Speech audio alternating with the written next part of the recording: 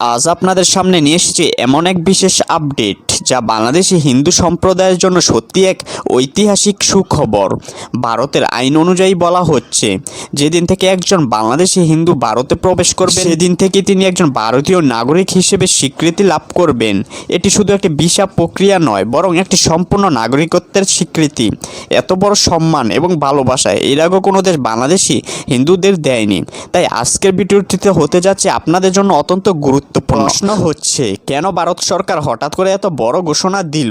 কোন আইনের অধীনে এই নাগরিকত্ব দেওয়া হবে? আবেদন করার পদ্ধতি কি?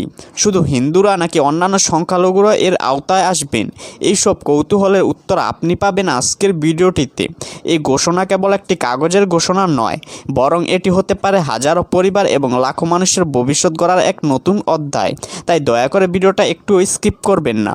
আর যারা নতুন আছেন চ্যানেলে অবশ্যই সাবস্ক্রাইব করে দিবেন। তো চলুন ভিডিওটি শুরু করা যাক। 2014 বা 2019 নয়, বরং তারও আগে যারা বাংলাদেশ থেকে ভারতে প্রবেশ করেছেন তাদের সম্পর্কে গুরুত্বপূর্ণ সিদ্ধান্ত নেওয়া হয়েছে।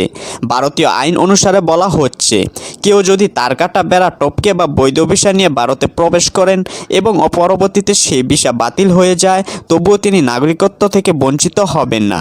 সিএ আইনের মাধ্যমে এই স্বীকৃতি আরও পরিষ্কার করা হয়েছে। তবে অবশ্যই কিছু প্রমাণপত্র দেখাতে হবে, যেমন আপনি আপনার পরিবার আগে থেকে এখানে বসবাস করছেন, তার ন্যূনতম কাগজপত্র। এর মাধ্যমে নাগরিকত্বের প্রক্রিয়াটি আরও ধীর হবে। সরাসরি বললে, যারা বাংলাদেশে টিকে থাকতে পারেননি এবং ভারতে এসে নতুন জীবন শুরু করেছেন, তাদের নাগরিকত্ব নিশ্চিত করতে ভারত সরকার বিশেষ উদ্যোগ নিয়েছে।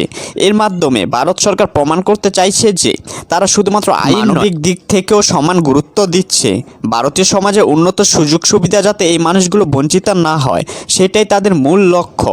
চাকরির সুযোগ থেকে শুরু করে নাগরিক অধিকার সবকিছু তারা ভোগ করতে পারবে। তাই বলা হচ্ছে, বাংলাদেশি হিন্দু সম্প্রদায়ের জন্য এটি একটি গুরুত্বপূর্ণ খবর। বন্ধুরা, আজকের ভিডিওটি কেমন লাগলো অবশ্যই কমেন্টে জানাবেন।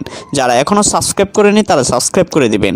দেখা হবে নতুন কোনো ভিডিওতে। ততক্ষণ ভালো থাকুন, সুস্থ থাকুন।